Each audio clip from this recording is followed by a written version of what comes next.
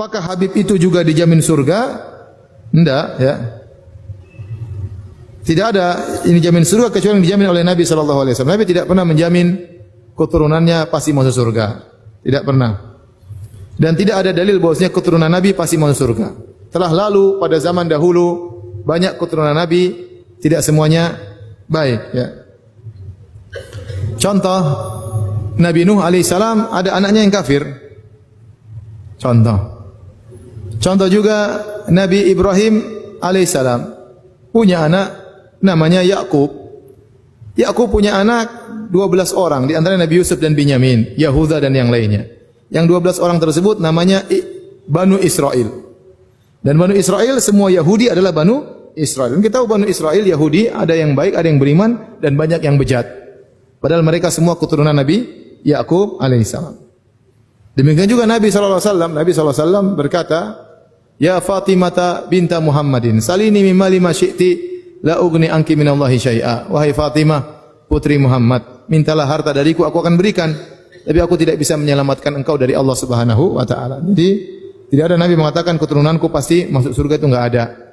Ya, kenyataannya keturunan Nabi juga bermacam-macam, ya. Kita tahu sendiri kenyataan sekarang, ya. Ada yang soleh, ada yang metal, ya.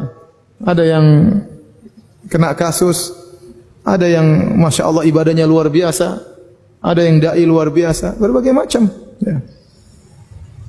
Ada yang sunnah, ada yang syiah.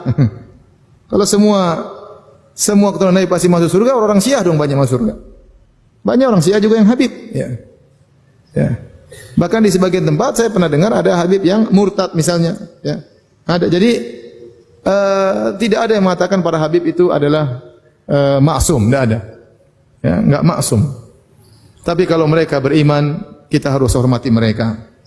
Ya, kata Nabi sallallahu alaihi wasallam, "Udzakirukumullah fi ahli baiti."